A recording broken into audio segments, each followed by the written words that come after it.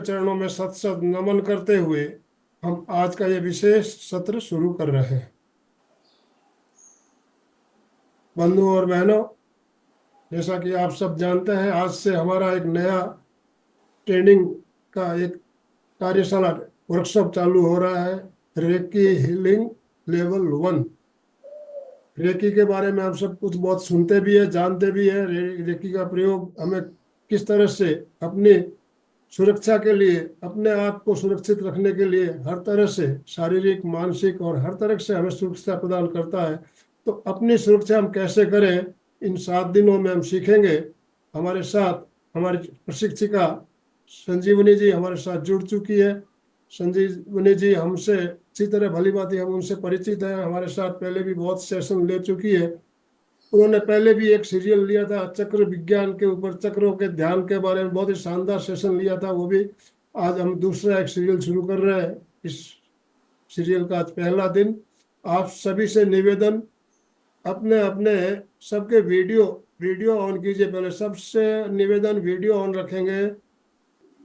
दोनों हाथ ऊपर करते हुए ओम आरम के साथ संजीवनी जी का स्वागत, वेलकम कीजिए। संजीवनी जी, आपका बहुत बहुत स्वागत, बहुत बहुत अभिनंदन।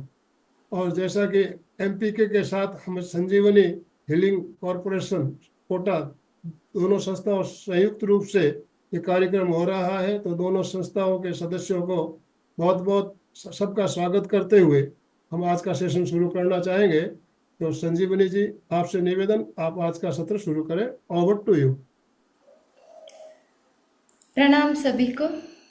Thank you sir, thank you so much. तो ये आप लोगों के लिए बिल्कुल नया विषय भी हो सकता है, और हो सकता है आप लोग इसके बारे में पहले भी जानते हो। थोड़ा सा मैं बताऊंगी इसके बारे में। शुरुआत में रेकी एक अकल्ट साइंस का हिस्सा है, आध्यात्मिक जगत का हिस्सा है। और रेकी लेवल 1 ऐसा क्यों लिखा गया है ग्रुप पर? क्योंकि लेवल इसके 5 होते हैं, रेकी के 5 लेवल होते हैं। आप यहाँ पर 1 लेवल सीखेंगे, जिसमें आप सेल्फ हीलिंग सीख जाएंगे। सेल्फ हीलिंग में आपकी सभी परेशानियां आ जाएगी, स्वास्थ्य से रिलेटेड समस्याएं आ जाएगी, मानसिक परेशानियां, आर्थिक परेशानियां, और यदि संबंधों में कोई भी मनमुटाव आ रहा है तो वो भी इसमें हम इंक्लूड करेंगे। साथ ही विवाह होने में बच्चों को परेशानी आ रही है, या आप रेगुलर कंपटीशन की तैयारी कर रहे हैं बट एग्ज़ाम को क्रैक नहीं कर पाते हैं। कई बार एग्ज़ाम क्रैक कर पाते हैं पर इंटरव्यू में सिलेक्शन नहीं हो पाता है। बच्चे concentration power, memory power, decision making power को, विल पावर को एनहांस नहीं कर पा रहे हैं। उनके एग्जामिनेशन में आप कैसे हेल्प करेंगे वो भी आप इन सेशंस में जानेंगे। तो ओवरऑल जितनी भी परेशानियां हैं हमारे जीवन की, यदि हम पूरे श्रद्धा और समर्पण भाव के साथ में रेकी हीलिंग को अपने जीवन में अपनाते हैं तो वो ठीक हो सकती है। तो रेकी लेवल 1, उसके बाद में आता है रेकी लेवल 2। रेकी लेवल 2 में आप डिस्टेंस हीलिंग कर पाते हैं, और भी बहुत सारी उसकी अपॉर्चुनिटीज़ होती हैं, बहुत सारे उसके लाभ होते हैं। फिर उसके बाद में आता है रेकी लेवल 3। रेकी लेवल 3 में आपकी पावर एनहांस हो जाती है, बढ़ जाती है, और इस रेकी लेवल 3 में और भी बहुत सारे चैप्टर्स आपके सामने रेकी के ओपन होते हैं। उसके बाद चौथा लेवल आता है रेकी मास्टर लेवल। मान लीजिए आपको ये जो पद्धति है, ये जो विद्या है, ये बहुत पसंद आई। इसके बाद में आप इस विद्या को आगे फैलाना चाहते हैं, आप इसको सेवा के भाव से सबको देना चाहते हैं। करुणा का भाव, अहिंसा का भाव आपके अंदर है, और आप चाहते हैं कि इस विद्या को घर घर तक पहुंचाया जाए। यही मेरा मोटिव है कि इस विद्या को घर घर रेकी, हर घर रेकी। तो इस विद्या को हर घर पे पहुंचाया जाए ताकि हमें मेडिकल सर्विसेज की ज़रूरत कम से कम पड़े।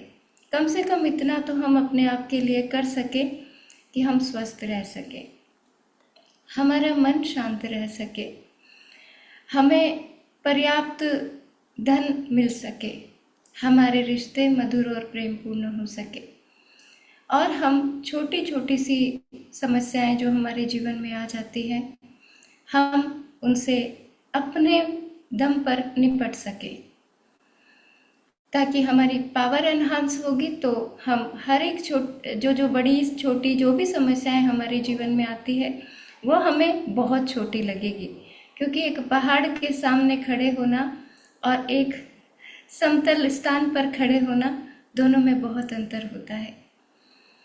तो हमारी रेकी से बहुत ज़्यादा पावर एनहांस हो जाएगी।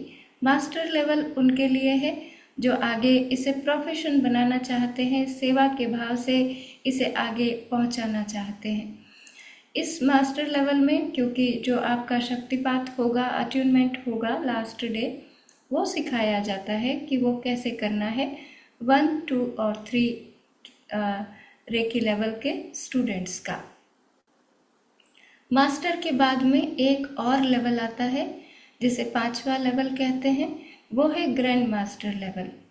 इसमें आप डिफरेंट टाइप के अट्यूनमेंट यानी कि शक्तिपात सीखते हैं, जैसे समृद्धि शक्तिपात, जैसे आप रिलेशनशिप के शक्तिपात, मधुरम शक्तिपात जिसे कहा जाता है।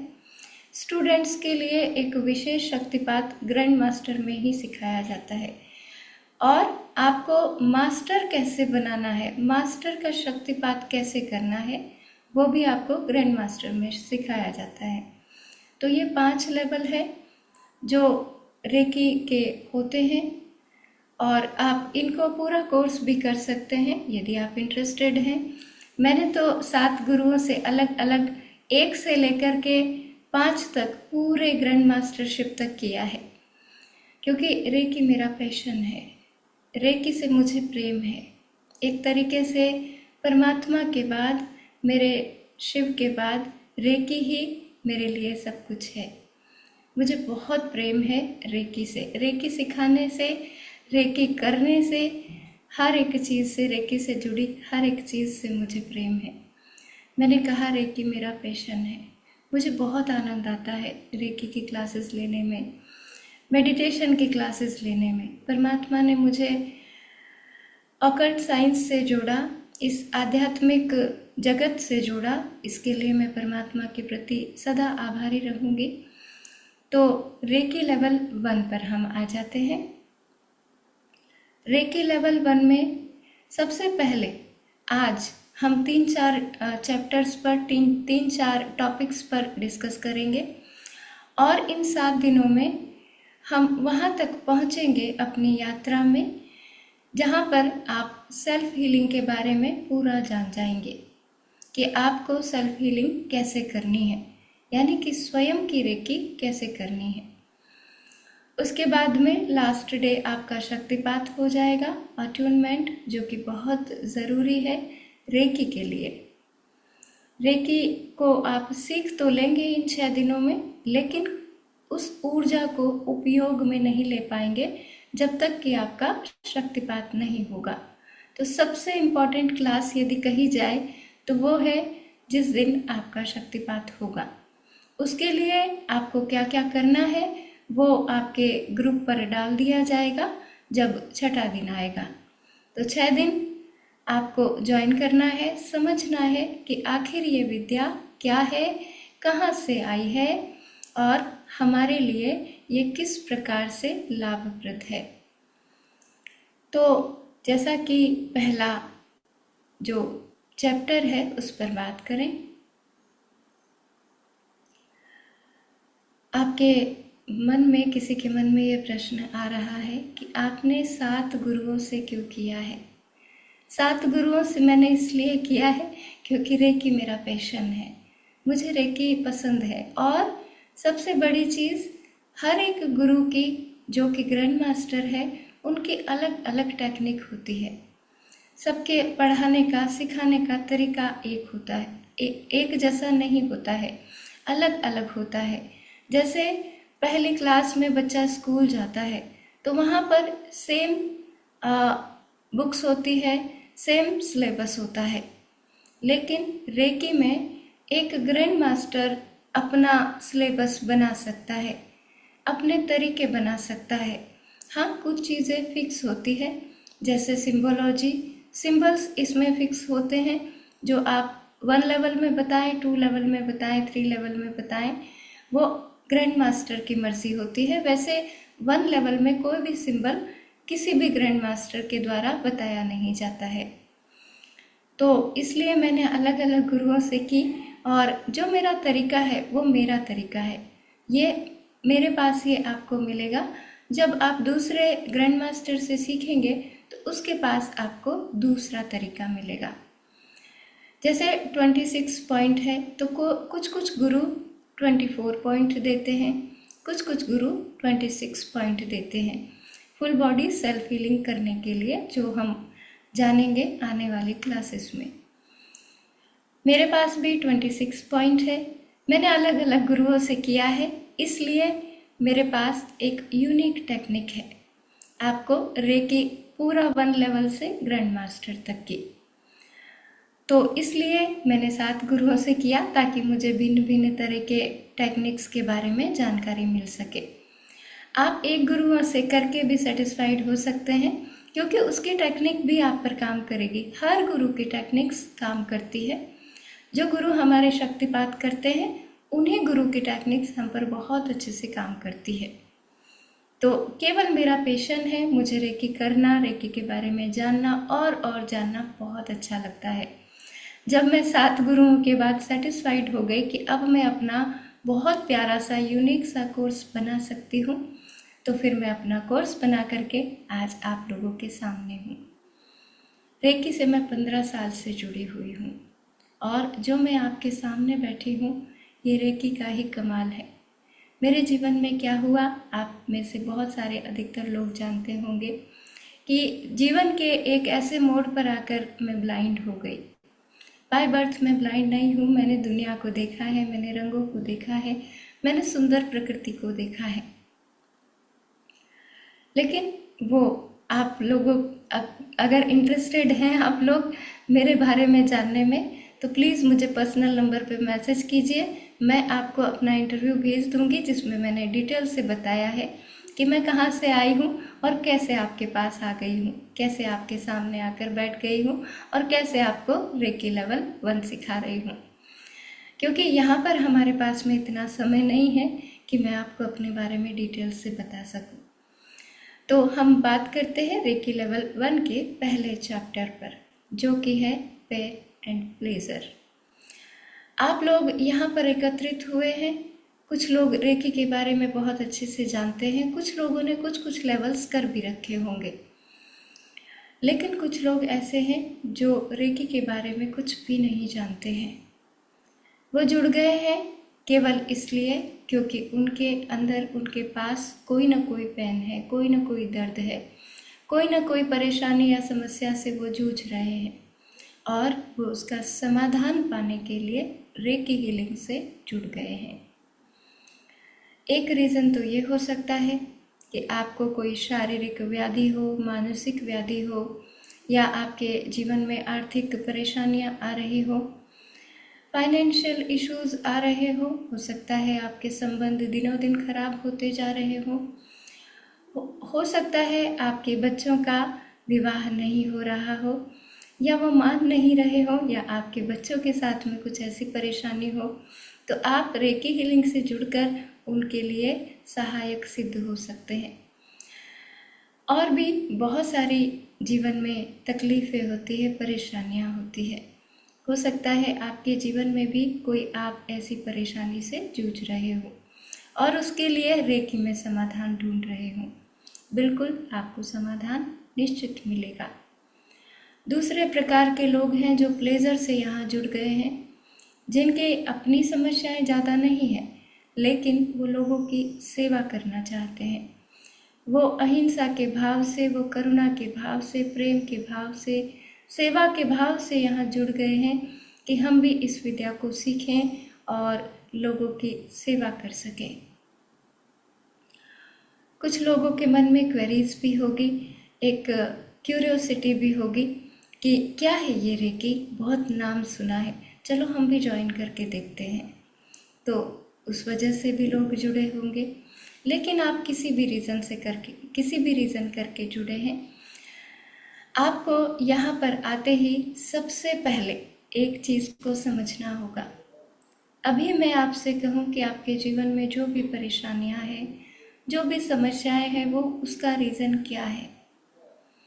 तो आप में से बहुत सारे लोगों की जो उंगलियां हैं वो उठेगी सामने वाले की तरफ, इसकी वजह से, इसकी वजह से, इसकी वजह से। ज़रा मुझे बताएंगे, ज़रा सोच करके देखें कि जिसकी वजह से आप बोल रहे हैं, क्या आप उसको बदल सकते हैं? क्या जीवन में अब तक आपने उसको बदलने की कोशिश नहीं की होगी?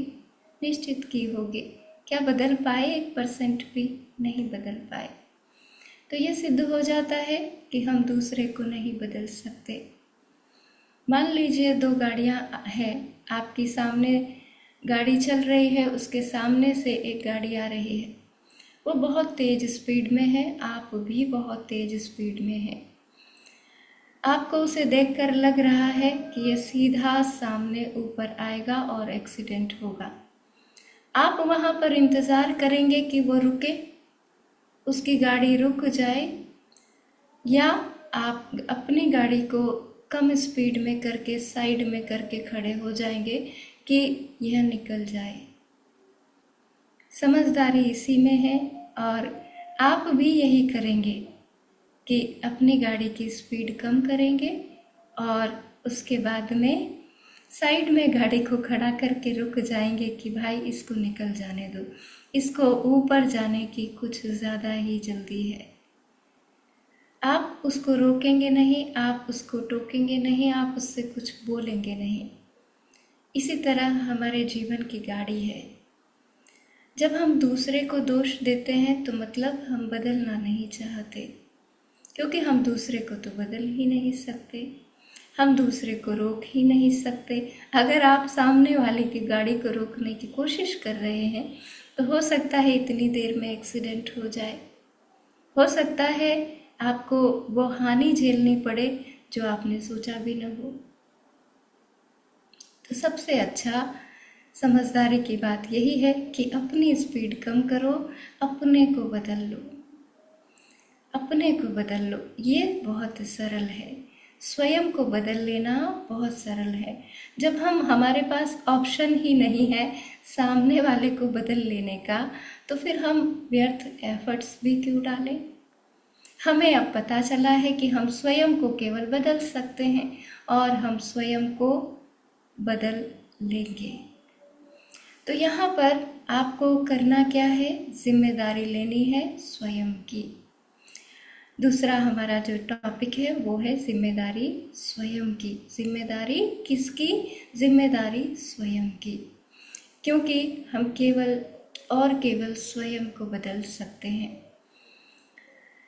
ये जो जीवन हमारा चल रहा है, ये जो परेशानियां, समस्याएं हमारे जीवन में चल रही है, इसका रीज़न आप मानेंगे दोस्तों कि इसका रीज़न केवल और केवल हम हैं। हमारे जीवन की हर एक परेशानी का रीज़न केवल हम हैं। चाहे हम कुछ भी सोचते हों, चाहे हम किसी पर भी ब्लेम करते हों, चाहे हम किसी पर भी उंगली कर देते हों कि इसकी गलती, उसकी गलती बिल्कुल नहीं है। गलती हमारी अगर है तो हमारी है। वैसे तो आप एक बात को हमेशा याद रखें, अपने जीवन में इसे सूत्र बना लें। ये बहुत काम का सूत्र है कि गलत कोई भी नहीं होता है, गलत कोई भी नहीं होता है। हम सब अलग अलग अलग अलग हैं, हम में से गलत कोई भी नहीं है। हम सब अलग अलग है। हम सब विचार, वाणी, व्यवहार, संस्कार से अलग अलग है। गलत सामने वाला भी नहीं है, क्योंकि उसके विचार वैसे हैं, क्योंकि उसका परसेप्शन वैसा है, क्योंकि उसके संस्कार वैसे हैं। हाँ, वो आपसे अलग है, इसलिए आपको वो गलत लग रहा होगा, लेकिन वो गलत नहीं है, वो अलग है। आप इस बात को एक्सेप्ट करेंगे तो आपको अपने आप दिखाई देगा कि हाँ, वो अलग है, वो गलत नहीं है। तो इस सूत्र को याद रखेंगे। पूरे 7 डेज का सेशन जो हमारा होगा डेली, इस सूत्र को बहुत अच्छे से याद रखेंगे, और जब हम इस सूत्र पर काम करेंगे तो हम समझ पाएंगे कि वाकई गलत कोई नहीं है, हम सब अलग अलग हैं। तो जिम्मेदारी लेनी होगी हमें स्वयं की, जिम्मेदारी लेनी होगी हमें स्वयं की। क्यों जिम्मेदारी लेनी होगी?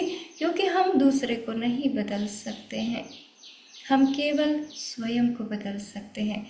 जिम्मेदारी इसलिए भी लेनी होगी क्योंकि जब हम जिम्मेदारी लेंगे कि जब हमारे पास ऑप्शन ही नहीं है, हमारे पास एक ही ऑप्शन है कि हम स्वयं को बदल सकते हैं, तो हम स्वयं को बदलेंगे। जब तक हमें लगता रहता है हम दूसरे को बदल सकते हैं, तब तक हम अपनी ऊर्जा को दूसरे पर लगाते रहते हैं। और जिस दिन हमें पता चलता है दूसरे को बदलने का कोई ऑप्शन नहीं, बदलना तो हमें स्वयं ही होगा, स्वयं को ही बदलना होगा, तो हम स्वयं को बदलना शुरू कर देते हैं। और जिस दिन आप सकारात्मक होने का तय करते हैं, अपनी नकारात्मकता को समाप्त करने का तय करते हैं, उसी दिन आप बदलना शुरू हो जाते हैं, उसी पल आप बदलना शुरू हो जाते हैं। तो जिम्मेदारी किसकी? स्वयं की। हमारी एक बहुत प्यारी सी माँ है, फैमिली मेम्बर है हमारी, तो वो कहती हैं कि जब हम दूसरे पर गुस्सा करते हैं तो कोई कुछ नहीं कहता, लेकिन माँ आपकी बात सुन कर के जब हम दूसरे को धन्यवाद देते हैं तो वो कहते हैं कि हम तो घर वाले हैं, हमें क्या धन्यवाद देना। ऐसा नहीं है। जब आप दूसरे पर गुस्सा कर सकते हैं, दूसरे को कुछ भी अनर्गल बोल सकते हैं, नाराज़ हो सकते हैं, तो फिर धन्यवाद क्यों नहीं दे सकते। अच्छी पॉजिटिव चीज़ों को, उनके बारे में हम डिटेल से यहाँ जानेंगे और उनको अपने जीवन में अपनाएंगे। एक कहानी सुनते हैं छोटी सी, हो सकता है कुछ फैमिली मेम्बर्स ने वो कहानी सुनी हुई हो, लेकिन कुछ फैमिली मेम्बर्स के लिए वो कहानी नई हो सकती है। इससे हम समझेंगे कि हम जिम्मेदारी क्यों हमें लेनी है। एक बार एक सेल्समैन होता है, सेल्समैन मार्केट में जा रहा होता है, तो वह अचानक एक व्यक्ति से टकराता है और देखता है कि वह उसका बचपन का फ्रेंड है। दोनों एक दूसरे को देखकर बड़े खुश हो जाते हैं। अरे बड़े सालों बाद तुझे देखा यार, तू तो बिल्कुल खो ही गया अपने जीवन में। दोनों मिलते हैं। जो सेल्समैन जिस दोस्त से मिलता है वो दोस्त कहता है, अरे तू क्या कर रहा है आजकल? यार मैं सेल्समैन का काम कर रहा हूँ, मेरे पास बहुत सुंदर बहुत सारे प्रोडक्ट हैं जिनको मैं सेल करता हूँ, घर घर जाता हूँ और सेल्समैन का काम कर रहा हूँ। सामने वाला जो दोस्त होता है वो कहता है, अच्छा चल ना मेरे घर चलते हैं, मैं पास में ही रहता हूँ और खाना वाना खाएंगे, साथ में बैठेंगे, मेरी फैमिली से भी मिलना। तो शादी के बाद दोबारा आया ही नहीं, मेरे बच्चों से मिलना। तो दोनों मिलकर के साथ में चले जाते हैं, एंजॉय करते हैं। पुराने फ्रेंड्स मिलने की बात ही कुछ और होती है, पुरानी यादें ताज़ा हो जाती है। दोनों बहुत बातें करते हैं, खुश हो जाते हैं, साथ में बैठकर खाना खाते हैं। मेजबान दोस्त अपने परिवार वालों से मिलवाता है अपने सेल्समैन दोस्त को। बातें बातें होने के बाद दोनों फुर्सत के क्षणों में एक दूसरे के साथ बैठते हैं।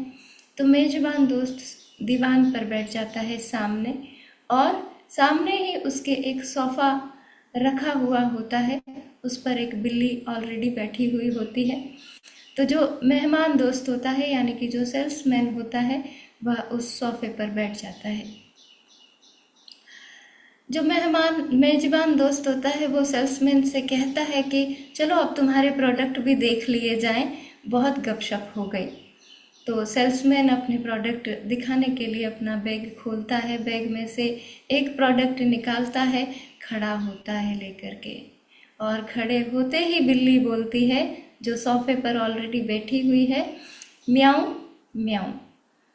सेल्समैन बिल्ली की तरफ एक बार देखता है, ज़्यादा ध्यान नहीं देता है, और उस अपने दोस्त को प्रोडक्ट दिखाने के लिए ले जाता है। देख, ये प्रोडक्ट तेरे लिए कितना अच्छा है, ये तुझे बहुत पसंद आएगा और तेरे लिए बहुत बहुत लाभान्वित सिद्ध होगा। बहुत प्यारा प्रोडक्ट है, देख तो ज़रा। दोस्त उसको देखने लगता है, अच्छा अच्छा, हाँ हाँ, वाकई बहुत अच्छा प्रोडक्ट है, मैं इसे ज़रूर लूँगा। अब सेल्समैन फिर से सोफे पर आकर बैठ जाता है। अच्छा अच्छा, ठीक है, दूसरा प्रोडक्ट दिखा, देखे और क्या है तेरे पास। तो दूसरा प्रोडक्ट निकालता है सेल्समैन, हाथ में लेता है। देखिए भाभी के लिए कितना अच्छा प्रोडक्ट है, भाभी को बहुत पसंद आएगा और भाभी के लिए बहुत अच्छा ये प्रोडक्ट है। वो जैसे ही उस प्रोडक्ट को लेकर खड़ा होता है, फिर बिल्ली बोलती है, म्याऊं म्याऊं। अब सेल्समैन से रहा नहीं जाता, वो कहता है, भाई ये बिल्ली तुझे क्या समझाती है बार बार। जैसे ही मैं प्रोडक्ट लेकर के खड़ा होता हूँ, ये बिल्ली बोलती है, म्याऊं म्याऊं, क्या बोल रही है तुझे। तो जो दोस्त होता है वो कहता है, अरे छोड़ना उसे, वो तो ऐसे ही, तू तो अपने प्रोडक्ट दिखा दिखा, भाभी के लिए क्या है तेरी भाभी के लिए। तो वो प्रोडक्ट लेता है, देखता है सेल्समैन, फिर अपने सोफे पर आकर बैठ जाता है। फिर सेल्समैन तीसरा प्रोडक्ट निकालता है, देखे तेरे बच्चों के लिए बहुत अच्छा है। खड़ा होता है, फिर बिल्ली बोलती है, म्याऊं म्याऊं। अब तो सेल्समैन कहता है, देख भाई, ऐसी बात है, तू प्रोडक्ट ले या ना ले, तू मत ले प्रोडक्ट मेरा कोई भी, लेकिन मुझे ये बता, ये बिल्ली तुझे क्या समझा रही है। बार बार मैं खड़ा होता हूँ, बोलती है म्याऊं म्याऊं, ये क्या कह रही है तुझे। तो वो मेजबान जो होता है वो कहता है कि नहीं नहीं, ऐसा कुछ नहीं है, तू आराम से दिखा ना मुझे, देखे बच्चों के लिए क्या है। तो जो मेहमान दोस्त होता है, सेल्समैन, इस बार अड़ जाता है, नहीं, तू पहले मुझे समझा कि ये बिल्ली तुझे क्या कह रही है, मैं तुझे उसके बाद प्रोडक्ट दिखाऊंगा, और अगर नहीं तुझे लेना है तो मत लेना, लेकिन मुझे ये बता पहले कि ये बिल्ली क्या कहती है। तो मेहमान जो मेजबान दोस्त होता है वो कहता है, तो आराम से सोफे पे बैठ, मैं तुझे बताता हूँ। एक्चुअली ये बिल्ली जिस सोफे पर बैठी हुई है, ध्यान से सुनिएगा दोस्तों, ये बिल्ली जिस सोफे पर बैठी हुई है उसमें एक कील निकली हुई है, और ये बिल्ली उस कीले पर बैठी है। जब तू बार बार उस सोफे से खड़ा होता है तो ये कीला उस बिल्ली को चुभता है, गड़ता है, और वो बोलती है, म्याऊं म्याऊं। अब मुझे पता है आप सबके मन में जो आ रहा है, आपके सबके मन में आ रहा है, कैसी बेवकूफ बिल्ली है, क्यों बैठी है उस किले पर, यदि वो चुभता है, गड़ता है, दर्द देता है। दोस्तों, क्या आपको नहीं पता कि जो भी विकार हमारे अंदर है, क्रोध, मोह, लोभ, अहंकार, सबसे बड़ा विकार, हमें दुख नहीं देता है। आपने छोड़ दिए ये कीले जो हमें दुख दे रहा है निरंतर, आपने छोड़ दिए ये सब कीले, विकार के कीले, जिनसे हमारे रिश्ते प्रभावित हो जाते हैं। ये एक कहावत है कि मैं खाए बिना रह जाऊंगी पर कहे बिना नहीं रहूंगी, बोले बिना नहीं रहूंगी। तो जो आप कड़वे शब्द अपने अपनों को देते हैं, आप जो कड़वी सोच स्वयं को देते हैं, क्या ये कीले, ये बिल्ली बैठी हुई जिस कीले पर, उससे ज़्यादा घातक नहीं है? क्या आपको सबको पता है कि ये घातक है? क्रोध आपकी, लोभ आपकी, ईर्ष्या, कंपटीशन का भाव, कंपैरिजन का भाव, क्रिटिसाइज करने का भाव, ब्लेम करने का भाव, निंदा करने का भाव, ये सारे भाव आप अपने अंदर नहीं लेके चल रहे हैं? क्या ये सारे कीले आप अपने अंदर लेकर के नहीं चल रहे हैं? अगर आप इन सब कीलों को छोड़ चुके हैं तो फिर आपको बिल्ली को बेवकूफ़ कहने का अधिकार है। और यदि आपने भी ये कीले पकड़े हुए हैं तो फिर बिल्ली तो बिल्ली है ना, हमारी तरह वो मनुष्य तो नहीं, हमारी तरह उसमें बुद्धि तो नहीं, हमारी तरह उसमें विवेक तो नहीं।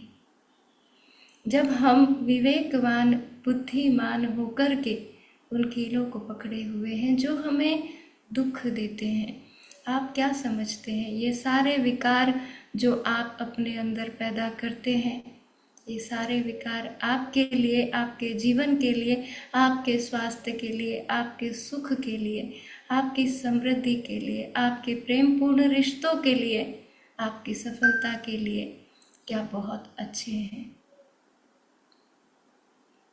क्या ये बाधा नहीं है आपके स्वास्थ्य के लिए?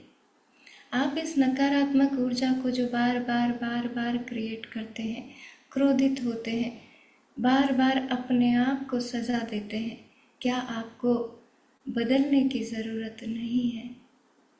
क्या आपको स्वयं को परिवर्तित कर लेने की ज़रूरत नहीं है? कैसे परिवर्तित होंगे? जब जिम्मेदारी स्वयं की लेंगे। हाँ, हम आज भी क्रोध में उतर जाते हैं, हाँ आज भी हम लोभ के वशीभूत हो जाते हैं, आज भी हम अहंकार के वशीभूत हो जाते हैं, आज भी हमें ईर्ष्या हो जाती है, आज भी जलन की ऊर्जा से हम अंदर ही अंदर जलते रहते हैं। ये सारे विकार है और इन्हें छोड़ने की जिम्मेदारी किसकी है? हमारी है। इन्हें हम छोड़ेंगे तो स्वस्थ होंगे, इन्हें हम छोड़ेंगे तो सुख से भर जाएंगे, इन्हें हम छोड़ेंगे तो मन आनंदित होगा, मन शांत होगा। इन्हें हम छोड़ेंगे तो हमारे जीवन में प्रेम से भर जाएंगे, प्रेम की उत्पत्ति होगी। और इन्हें हम छोड़ेंगे तो समृद्धि की प्राप्ति होगी, इन्हें हम छोड़ेंगे तो हम सफलता को पा सकेंगे और इन्हें हम छोड़ करके पूरी तरह अपने जीवन को सकारात्मक बना सकेंगे। तो जिम्मेदारी लेनी है आपको स्वयं की। जो अपनी नकारात्मकताओं को छोड़ने के लिए तैयार है वह बहुत साहसी व्यक्तित्व है, जो अपने आप को बदलने के लिए राजी है, जो जिम्मेदारी लेता है स्वयं की। आज से हम भी जिम्मेदारी लेंगे स्वयं की और बदलेंगे कैसे, इस पर हम थोड़ी सी और चर्चा करेंगे आज के सेशन में, कल के सेशन में और लगातार आने वाले 7 दिवसीय पूरे प्रोग्राम में। तो आज शुरुआत कैसे बदलेंगे? आपके मन में बहुत सारे ऐसी बातें हैं, उसने मुझे 5 साल पहले ऐसा कहा था, उसने मुझे 10 साल पहले ऐसा कहा था, हो सकता है वो तो भूल भी गया हो। कल का सेशन जिन्होंने ज्वाइन किया था, कल के सेशन में मैंने एक कहानी सुनाई थी टमाटर वाली। तो आप कब तक पकड़े रहेंगे उन विकारों को? हो सकता है वो तो भूल भी गए हों आपसे बोल करके, हो सकता है आप ही उसे मन में लेकर के नकारात्मक ऊर्जा के रूप में बैठे हों कि उसने ऐसा कहा था, उसने ऐसा कहा था, मैं उससे बात ही नहीं करूँगा, मैं उसे क्षमा नहीं करूँगा। ये बहुत क्रिटिकल स्टेटमेंट है स्वयं के लिए। उसे तो मैं क्षमा कर ही नहीं सकती। क्यों भाई? एक दिन वो भी चला जाएगा, आप भी चले जाएंगे और ये नकारात्मक ऊर्जा आपका जीवन व्यर्थ कर रही है, नष्ट कर रही है। तो क्यों नहीं छोड़ेंगे इसे? जब तक जिम्मेदारी आप स्वयं को परिवर्तित कर लेने की स्वयं नहीं लेंगे, आपके जीवन में परिवर्तन नहीं आएगा। तो छोड़ दें उसे, जो हो गया हो गया। वह उस समय की, वह उस परिस्थिति की ज़रूरत थी, जो हुआ। छोड़ें उसे। छूटेगा कैसे? क्षमा करें उसे। क्षमादान महादान। क्षमा करें उन्हें, सबसे पहले क्षमा करें स्वयं को। ये जो बहुत क्रिटिकल स्टेटमेंट आपने बिलीफ बना रखे हैं, अपने अंदर मान्यताएं बना रखी है, उसे तो क्षमा किया ही नहीं जा सकता। उसकी तो गलती इतनी बड़ी है, मैं उसे कभी भी क्षमा नहीं करूँगी या नहीं करूँगा। तो क्या होगा? आप जीवन भर परेशान रहेंगे। इतनी बड़ी बात तो नहीं है कि आप अपने जीवन की आहुति दे दें। इतनी बड़ी बात तो नहीं है कि आप अपने स्वास्थ्य के साथ में कॉम्प्रोमाइज़ करें। वो बात ज़्यादा बड़ी है या आपका स्वस्थ रहना ज़्यादा बड़ा है? वो बात ज़्यादा बड़ी है या आपकी मानसिक शांति ज़्यादा बड़ी है? वो बात ज़्यादा बड़ी है या आपके मन में प्रेम का होना, एक अद्वितीय प्रेम का होना ज़रूरी है? वो बात ज़्यादा बड़ी है या आपके जीवन में समृद्धि का आना ज़्यादा ज़रूरी है? वो बात ज़्यादा बड़ी है या जीवन में आप सफल हो सकें, ये ज़्यादा बड़ा है? आप स्वयं सोचें। यदि आपको लगता है कि वो बात ही सबसे बड़ी है, तो फिर आप जैसे जी रहे हैं वैसे ही जीते रहें। फिर आप किसी को दोष ना दें कि मेरा जीवन ऐसा क्यों चल रहा है। फिर आप उपाय को ना खोजें। फिर रेकी हीलिंग आपके लिए बिल्कुल नहीं है। जो स्वयं को बदलने की जिम्मेदारी नहीं लेता, उसके लिए रेकी हीलिंग नहीं है। जो स्वयं को बदलने का साहस जुटाता है कि हाँ, मेरे स्वास्थ्य के साथ मैं कॉम्प्रोमाइज़ नहीं कर सकता, मेरी शांति के साथ मैं कॉम्प्रोमाइज़ नहीं कर सकता, मेरी समृद्धि, मेरा प्रेम, मेरी सफलता ज़्यादा बड़ी है, तो आप सब लोगों के लिए, आप सब साहसी व्यक्तित्व के लिए रेकी हीलिंग बिल्कुल बनी है। और मैं स्वागत करती हूँ, अभिनंदन करती हूँ आप सभी साहसी व्यक्तित्व का। अपनाएंगे क्षमा प्रार्थना को। क्षमा प्रार्थना 2 प्रकार की है। एक क्षमा प्रार्थना जो मैंने बनाई है, जो आप लोगों के लिए बहुत कारगर सिद्ध होगी, क्योंकि ये क्षमा प्रार्थना बहुत सारे लोगों का जीवन परिवर्तित कर चुकी है। क्षमा प्रार्थना में आप 3 शब्द सुनेंगे: विचार, वाणी और व्यवहार। विचार और वाणी एक दूसरे से जुड़े हुए हैं। आप देखें, जिनसे आपके मन में कटुता है, जिनके प्रति आपके मन में बुरे भाव है, या तो उन्होंने जो शब्द आपको कहे हैं वो आपके मन में गूंज रहे हैं। उन्होंने ऐसा बोला, संजीवनी तुम्हें नहीं पता, उन्होंने ऐसा बोला, उन्होंने ऐसा बोला। अभी ही याद करेंगे, अभी ही क्रोध से भर जाएंगे। अभी ही याद करेंगे, अभी ही हर्ट हो जाएंगे। अभी ही याद करेंगे, अभी ही आंखें आंसुओं से भर जाएगी। लेकिन ज़रा याद करें, ज़रा ध्यान दें, किसने बोला? उन्होंने बोला ना। आपका क्या कसूर है?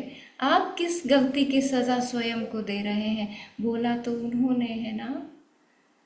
क्षमा करें स्वयं को। उनकी गलती की सज़ा वो जाने, उनके कर्म जाने और प्रभु जाने। आपको क्या करना है? आप किस बात की सज़ा स्वयं को दे रहे हैं? छोड़ दें उस बात को, छोड़ दें उस बात को। क्षमा करें स्वयं को, क्षमा मांगे स्वयं से। कई बार ऐसा होता है, इन शब्दों की वजह से मन में विचार आया, विचार आते ही आप क्रोधित हो गए, क्रोधित होते ही आपका क्रोध से निकला हुआ व्यवहार गलत हो गया, कर्म गलत हो गया। कई बार पहले विचार आता है, वाणी बनता है, विचार आया क्रोध का, वाणी में कटुता आ गई और व्यवहार में पूरी तरह बुरा व्यवहार हो गया। कई बार विचार पहले आता है, कई बार वाणी पहले आती है। तो विचार, वाणी और व्यवहार जो हो जाता है, व्यवहार हमेशा तीसरे नंबर पे ही रहता है, क्योंकि विचार और वाणी के बाद ही व्यवहार आता है, वाणी और विचार के बाद ही व्यवहार आता है। तो व्यवहार हो जाता है तो ये 3 लेवल पे, 3 तलों पे हम क्षमा मांगेंगे और क्षमा करेंगे, स्वयं को भी, दूसरों को भी। दूसरे प्रकार की जो क्षमा प्रार्थना है वो है यूलेन, जो बहुत ही बड़े दर्शन शास्त्री और डॉक्टर हुए हैं। यूलेन ने इस क्षमा प्रार्थना को अपने अंतर मन से खोजा। उन्हें ध्यान की बहुत डीप लेवल में ये क्षमा प्रार्थना अवचेतन मन ने दी, और ये भी बहुत मैजिकल प्रेयर है। इसमें केवल 4 लाइनें हैं। इसे हम हो ओपोनो पोनो के नाम से जानते हैं। हो ओपोनो पोनो प्रेयर यूलेन ने इसे दिया है। इसे आप नेट पर भी सर्च कर सकते हैं, इसे मैं भी बताऊंगी। तो ये भी एक मैजिकल प्रेयर है। तो ये 2 क्षमा प्रार्थना हम अपने जीवन में अपनाएंगे। पहली मैं बोल करके बताती हूँ। मेरे पास में मेरे YouTube चैनल का लिंक भी है। यदि आदरणीय सर मुझे आज्ञा देंगे तो मैं अपने ग्रुप पर उसको शेयर करूँगी, जिस पर आप जुड़े हुए हैं। तो आपको याद करने की ज़रूरत नहीं पड़ेगी, क्योंकि उसमें मैंने दोनों ही प्रेयर बोली हुई है। और आप इसे लिख भी सकते हैं और आप इसे डेली रूटीन में अपनाएंगे। तो क्षमा प्रार्थना क्या है, पहला वो जानते हैं। हम इस प्रेयर को ऐसे बोलेंगे, मैंने जिस किसी के लिए कभी भी कोई भी विचार, वाणी, व्यवहार से नकारात्मक ऊर्जा उत्पन्न की है, तो मैं उससे दिल से क्षमा चाहती हूँ, दिल से क्षमा चाहता हूँ, दिल से क्षमा चाहती हूँ। और जिस किसी ने मेरे लिए कभी भी कोई भी विचार, वाणी, व्यवहार से नकारात्मक ऊर्जा उत्पन्न की है, तो मैं उसे दिल से क्षमा करती हूँ, दिल से क्षमा करता हूँ, दिल से क्षमा करती हूँ। मैं जानती हूँ कि जो साधक इस रेकी हीलिंग में जुड़े हैं, उनमें से अधिकतर साधक ये क्षमा प्रार्थना के बारे में समझते हैं। उनका एक विशेष दिन आता है जिस दिन वो सभी को क्षमा करते हैं और क्षमा मांगते हैं। मुझे इस जो धर्म है, जैन धर्म, मुझे इसमें इसीलिए बहुत इंटरेस्ट है, क्योंकि इसमें बहुत सारी चीज़ें ऐसी हैं जो जाने अनजाने हम ऑलरेडी कर रहे हैं। और खुशी की बात यह है कि मुझे बहुत सारे लोग ये कहते हैं, मैं ब्राह्मण परिवार से हूँ, संजीवनी गौतम मेरा पूरा नाम है, लेकिन अक्सर लोग मुझे जैन ही समझ लेते हैं। तो मुझे अच्छा भी लगता है, उसमें कोई दिक्कत नहीं। ब्राह्मण हो या बनिए हो या जैन हो, कोई फर्क नहीं पड़ता। पर हम परमात्मा के बच्चे हैं, प्रभु की संतान हैं, ये सबसे बड़ी बात है। तो आप लोग तो क्षमा प्रार्थना को ऑलरेडी जानते ही हैं, लेकिन जो लोग अलग दूसरे धर्म से हैं या जिन्होंने अपने क्षमा प्रार्थना को नहीं जाना है, नहीं अपनाया है, वो भी इसको अपनाएं। और दूसरा, हम साल में या फिर 6 महीने में या 3 महीने में एक बार जो दिन आता है उसको उस पर क्षमा मांगते हैं। लेकिन ये क्षमा प्रार्थना इतना मैजिक करती है कि हमें इसे डेली बेसिस पे अपनाना है। रेकी के साथ में हम इसे डेली बेसिस पे यूज़ करेंगे। तो मैं जो बोलते हैं इस प्रार्थना में शुरुआत में, कभी भी कोई भी, मैंने कभी भी, यानी कि पिछले जन्मों में या इस जन्म में कभी भी और कोई भी किसी भी प्रकार की नकारात्मक ऊर्जा विचार, वाणी और व्यवहार से उत्पन्न की है, तो फिर मैं क्षमा चाहता हूँ और क्षमा मांगता हूँ। दोनों ही एक ही बात है। हमने क्षमा मांगी, हमने क्षमा चाही, और दूसरा क्षमा करता हूँ। ये भी बहुत ज़रूरी है। क्षमादान महादान, स्वयं को भी देना है ये दान और दूसरों को भी देना है। बहुत सारे लोग ऐसे होते हैं जो गलती उन्होंने की भी नहीं है, उसके लिए भी गिल्ट फील करते रहते हैं। जो अपराध उन्होंने किया ही नहीं है, उसके लिए भी वह स्वयं को अपराध बोध की फीलिंग कराते रहते हैं, अपराध बोध में डूबे रहते हैं। इसलिए स्वयं को सबसे पहले क्षमा करें। ठीक है, उस समय पर वह परिस्थिति थी, वह हो गया, अब छोड़ दें। आज वैसा कुछ भी नहीं है। आज भी आप उन चीज़ों को लेकर के बैठे हैं, वो केवल आपके विचारों में है, वो केवल आपकी भावनाओं में है, वो केवल आपके दिल में है। वह सब कुछ समाप्त हो चुका है जिसके लिए आप स्वयं को दोषी मानते हैं। अब तो क्षमा कर दें स्वयं को।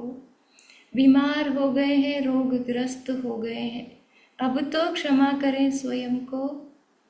तो सबसे पहले क्षमा करें स्वयं को और साथ ही क्षमा करें दूसरों को। क्षमा मांगे स्वयं से, क्षमा मांगे दूसरों से। एक तो ये प्रार्थना हमें अपनानी है। दूसरा हमें अपनाना है ह्यूलेन के द्वारा, डॉक्टर ह्यूलेन ने, जो हमें मनोचिकित्सक भी थे डॉक्टर ह्यूलेन, तो जो उन्होंने हमें एक आशीर्वाद स्वरूप प्रेयर दी है, उसे भी हम अपनाएंगे। उसमें 4 लाइनें हैं। पहली लाइन है आई एम सॉरी, दूसरी लाइन है प्लीज़ फॉरगिव मी, तीसरी लाइन है थैंक यू। थैंक यू क्यों इम्पॉर्टेंट है ये हम कल की क्लास में जानेंगे। एंड चौथी लाइन है आई लव यू। तो सबसे पहले क्षमा मांगे, क्षमा करें, प्रेम दें और धन्यवाद दें। ग्रैटिट्यूड की भी हमारे जीवन में बहुत कमी हो जाती है, उसको हम कल डिटेल से डिस्कस करेंगे, और प्रेम पर भी हम कल ही बात करेंगे। सेल्फ लव, जो लोग गिल्ट फील करते हैं, जिनके मन में जो दोषी मानते हैं स्वयं को, अपराध बोध को फील कर रहे हैं, उन्हें सेल्फ लव की कमी है उनमें, वह स्वयं को प्रेम दे नहीं पाते हैं।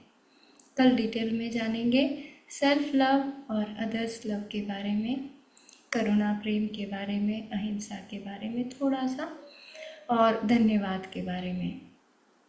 कल की क्लास में ही हम जानेंगे रेकी क्या है और रेकी का इतिहास क्या है, कहाँ से आई है ये ऊर्जा, कहाँ से हमको आकर के मिल गई है ये ऊर्जा, क्यों हम ही जुड़े हैं इस ग्रुप पर, और इस ग्रुप से भी क्यों हम ही जुड़े हैं क्लास में।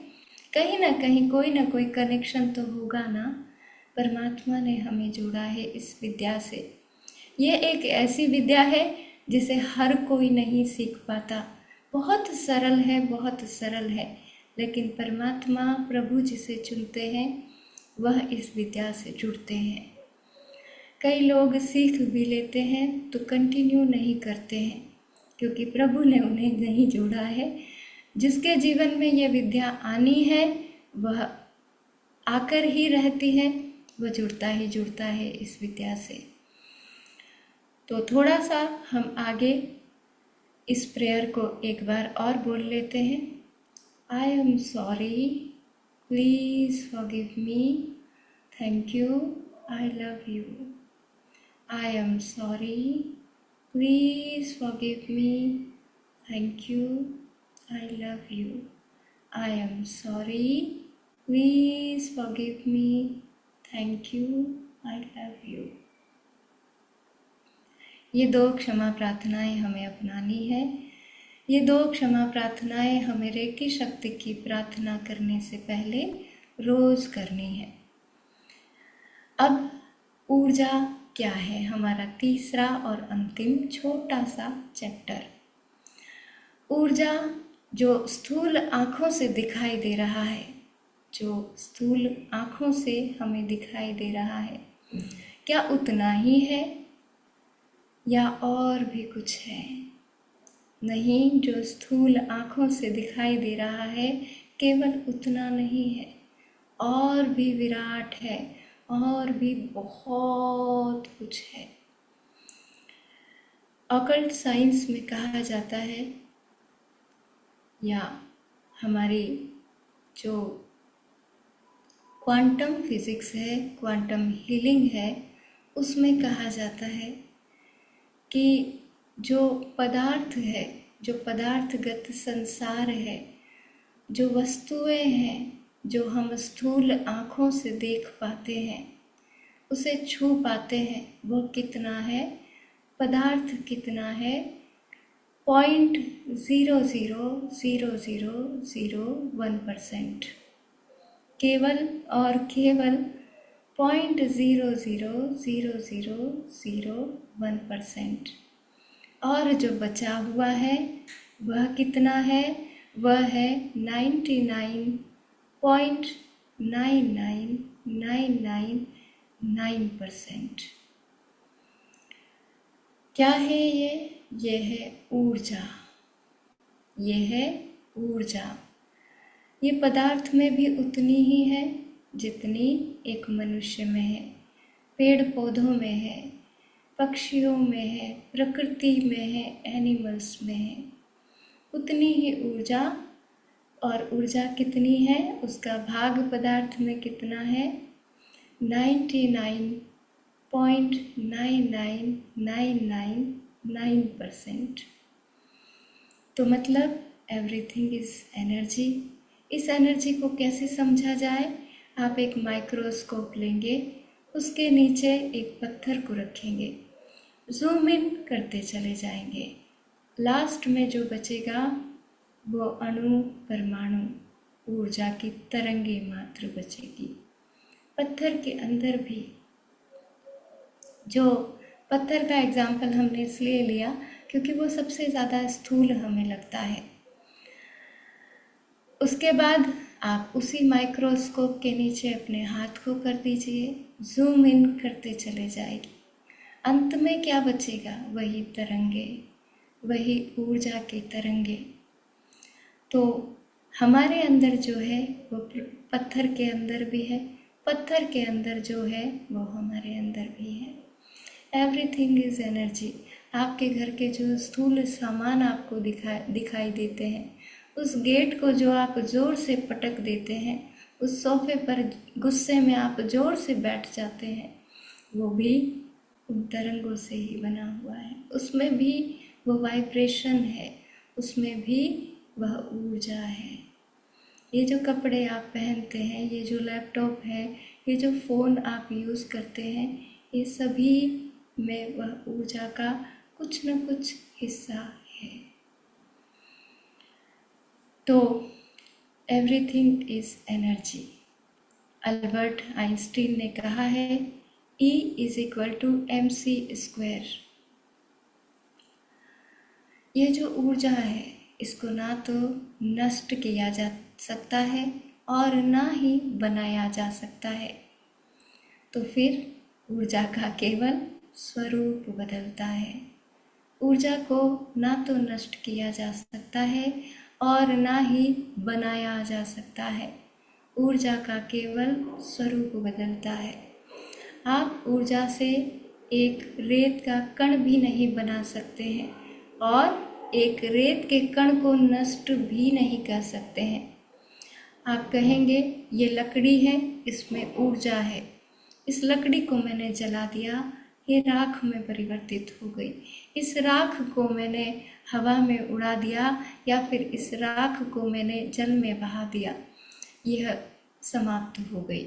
नहीं, बिल्कुल नहीं। उसमें जो ऊर्जा है, जो स्थूल आँखों से दिखाई नहीं दे रही है, वो अभी भी है, वो अस्तित्व में अभी भी है। केवल ऊर्जा को परिवर्तित किया जा सकता है। हमारे जो नकारात्मक विचार है उनको हम परिवर्तित कर सकते हैं, सकारात्मक बना सकते हैं। ऊर्जा को नष्ट नहीं किया जा सकता और न ही नई ऊर्जा को बनाया जा सकता है। परमात्मा की देन है यह ऊर्जा। तो इसके बारे में हम और जानेंगे। अभी इतना ही। कल हम जानेंगे रे की शक्ति क्या है, कहाँ से आई है और ग्रेटिट्यूड एंड लव के बारे में। तो आज की कक्षा को यहीं विराम देते हैं और अब ले लेते हैं आपके प्रश्नों को। सभी का बहुत बहुत धन्यवाद। Thank you so much. Om Arham. Om Arham. प्रश्नोत्तरी का समय 5 मिनट हम रखेंगे। कोई जिज्ञासा, आज के सेशन से संबंधित कोई प्रश्न हो तो आप बात करें। हाँ, बनीता जी धोखा। बनीता जी अनम्यूट कीजिए अपने आप। जय जिनेन्द्र संजीवनी जी, और जी। रिकॉर्डिंग मिलेगी क्या इस ग्रुप में? हाँ जी बिल्कुल, ये आनंद सर की जिम्मेदारी हाँ, है और वो अपनी जिम्मेदारी को पूरा करते हैं, आपको पता है। Thank you very much. अच्छा समझाते हो आप, बहुत अच्छी क्लास थी। Thank you. Chandu ji. Thank you sir, बहुत अच्छा सा बताया आपने। लेकिन अभी जो चार जो सेंटेंस बोले वो आपने, जैसे कि सॉरी, हाँ हाँ फॉरगेट मी, हाँ हाँ। Thank you forgive and me, love you. Forgive. Please forgive me. Forgive me, मुझे माफ करें। देखिए, तो फॉरगेट सबसे पहला फॉरगेट सेंटेंस और सॉरी। फॉरगिव में बहुत फर्क है। फॉरगेट का मतलब होता है भूल जाना, और हम कहते हैं पहला वर्ड फॉरगिव। है आई एम सॉरी। अच्छा, okay. Please forgive me. Please forgive me. तीसरा है थैंक यू और चौथा है आई लव यू। ओके। ओम अरहम। ओम अरहम। सुशीला जी सिंघी। सुशीला जी अपने आप को अनम्यूट कीजिए। सुशीला जी के बाद ममता जैन।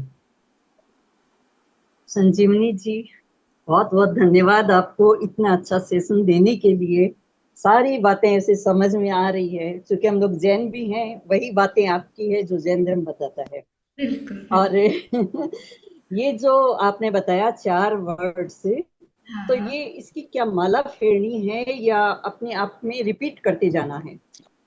जैसे आपको कोई परेशानी है, कोई बीमारी है ना, इसके हम्म। पूरा 7 डेज का सेशन हम आगे कर लेंगे। हो हाँ। कोनो प्रेयर पर भी आगे नेक्स्ट हम सेशन कर लेंगे। 7 डेज की बहुत प्यारी वर्कशॉप इस पे मैंने पहले कई बार दे रखी है और हम यहाँ पर भी इस प्लेटफॉर्म पर भी पूरी वर्कशॉप करेंगे। तो जैसे कोई हमें बीमारी है तो उसके लिए हम बोल सकते हैं, उस बीमारी को याद करते हुए, I am sorry, please forgive me. क्योंकि हम जानते हैं कि नकारात्मक ऊर्जा हमने ही क्रिएट की है, इसलिए हमारे ही कर्मों की वजह से वो बीमारी हमें हुई है। तो हम सही। जब उससे क्षमा मांगेंगे तो वो बीमारी धीरे धीरे धीरे धीरे कम होने लगेगी और उसके साथ में उसे थैंक यू भी बोलेंगे और आई लव यू भी बोलेंगे। तो ऐसे करके हम एक एक चीज़ के लिए, अगर आपके पास समय है तो इसे 21 बार, 51 बार, 108 बार बोल सकते हैं। और यदि आपके पास समय नहीं है तो आप इसको अपने इंट्यूशन के हिसाब से जब तक आपका दिल करे बोल सकते हैं। और ये हर चीज़ के लिए उपयोग की जा सकती है। अभी हम रेकी के सेशन को शुरू करने से पहले 3 बार इस प्रेयर को बोलेंगे बस। धन्यवाद। ममता जी। थैंक यू सो मच संजीवनी जी, बहुत अच्छी इन्फॉर्मेशन आपने बताई स्टोरीज के माध्यम से। ये रेकी लेवल 1 करने के बाद इसकी प्रैक्टिस भी करनी होगी? हाँ बिल्कुल, सेल्फ हीलिंग करनी पड़ेगी ना दीदी। ऐसे करना होगा जैसे हम रोज भोजन करते हैं, रोज स्नान करते हैं। ऐसा तो नहीं कि हम एक दिन नहा लिए फिर 2-3 दिन की छुट्टी हो गई, ऐसा नहीं करते ना। रोज भोजन करते हैं, रोज अपने शरीर को स्वच्छ करते हैं। ऐसे ही हमें रेकी हीलिंग को अपनाना है, तभी हमारी जो बीमारियां जो हम लेकर के बैठे हैं वो धीरे धीरे ठीक होगी। क्योंकि उन्हें बहुत समय से हम बनाते जा रहे हैं तो वो अब रोग बन गई है, अब वो पीक पर आ गई है। तो उसे ख़त्म करने के लिए इसे रेगुलर करना पड़ेगा दीदी। 21 डेज पहले करना पड़ता है, ऐसा कुछ है? हाँ, शुरू में 21 डेज इसलिए करते हैं ताकि हम शुद्ध हो जाएं, पवित्र हो जाएं। Thank you so much. Rajendra ji ने हैंड राइज किया। राजेंद्र जी अनम्यूट कीजिए अपने आप को। राजेंद्र जी के बाद प्रीति जी। हाँ बोलिए राजेंद्र जी। संजीवनी जी। बोले सर। हाँ नमस्कार जी। नमस्कार जी। आपने आज प्रिपरेटरी रेकी से पहले के बारे में जो भूमिका आपने बताई है आज, वो वाकई में बहुत ही शानदार और बहुत ही मंत्रमुग्ध करने वाली थी। एक क्षण भी इधर से उधर हिल नहीं पाए हम। आपका बहुत बहुत आभार, बहुत बहुत कृतज्ञता। Thank you sir, thank you so much.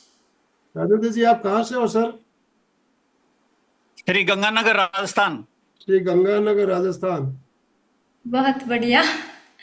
मैं भी राजस्थान से ही हूँ, कोटा से। आप उम्र में तो मुझसे बड़े लगते हो। कितनी है आपकी एज? आप तो मेरे भांजे ही हैं।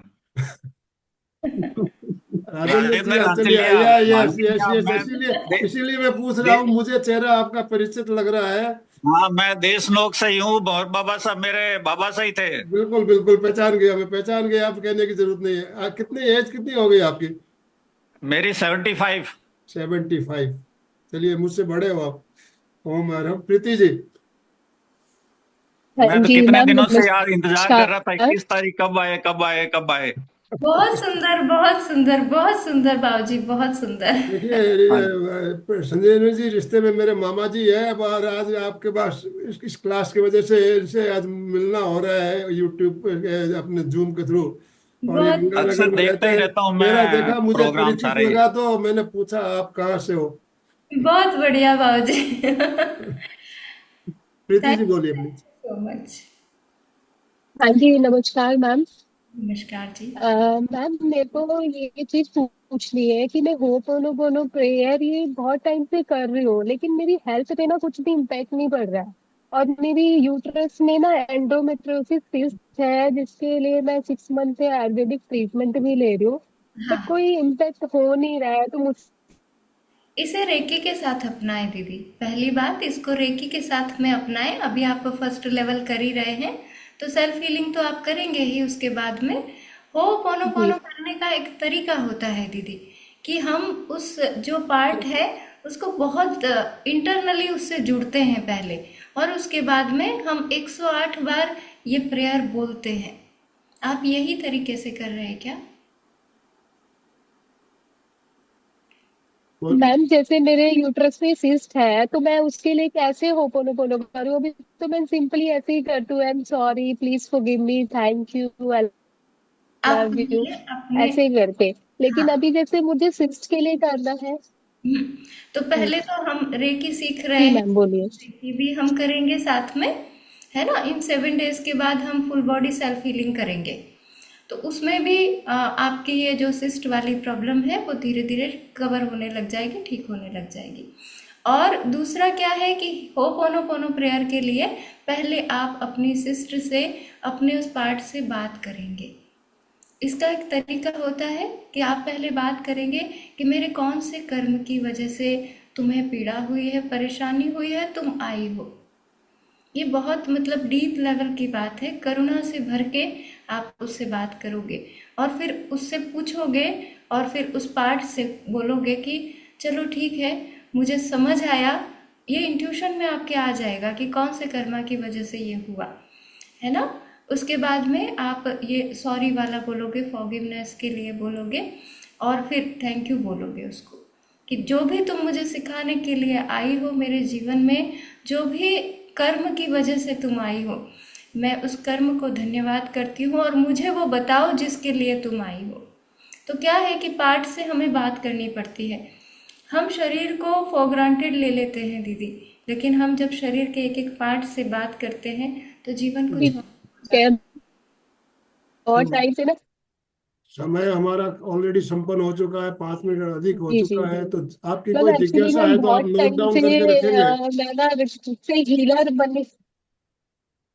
जी जी ठीक है सर। कोई प्रश्न हो तो नोट डाउन करके रखिए, हम थैंक कल यू के मैम। सेशन में ले लेंगे। आज समय हमारा संपन्न हो चुका है ऑलरेडी, समय का हम अतिक्रमण नहीं कर सकते ज्यादा। काफी भाई बहनों को दूसरे काम भी रहते हैं, कई कई भाई बहन अपने बहनें हैं, ज्यादातर दिख रही है मुझे बहनें दिख रही है, और अपने किचन छोड़ के या काम छोड़ के बैठी है, तो घर का सर काम भी मैं भी एक्चुअली देखना जरूरी ऑफिस है। में हूँ, ऑफिस ऑफिस के अंदर हूँ मैं भी ना। बिल्कुल। तो हम लोग ये आज का सेशन में यही एंड करना चाहेंगे। आप अपने प्रश्न नोट डाउन करके रखिए, कल हम आपके प्रश्न ले लेंगे। तो सभी को बहुत बहुत धन्यवाद। दोनों हाथ धन्यवाद जोड़ते हुए आपका, बहुत हम धन्यवाद। कृतज्ञता सर ज्ञापन मुझे करेंगे पूछना है गुरुदेव के प्रति। कृतज्ञोस्मि, हम सब गुरुदेव के सर, आभारी हैं। आभारी हैं। कृतज्ञोस्मि, हम हम सब सब गुरुदेव के पूज्य आभारी हैं। गुरुदेव के आभारी हैं। कृतज्ञोस्मि, हम सब हम सब गुरुदेव के पूज्य आभारी हैं। गुरुदेव के आभारी हैं। संजीवनी जी और जितने भी भाई बहन हमारे साथ जुड़े, दोनों संस्थाओं की तरफ से आप सभी का, जितने भी भाई बहन जुड़े सभी का बहुत बहुत धन्यवाद, बहुत बहुत आभार। ओम अरहम, ओम अरहम।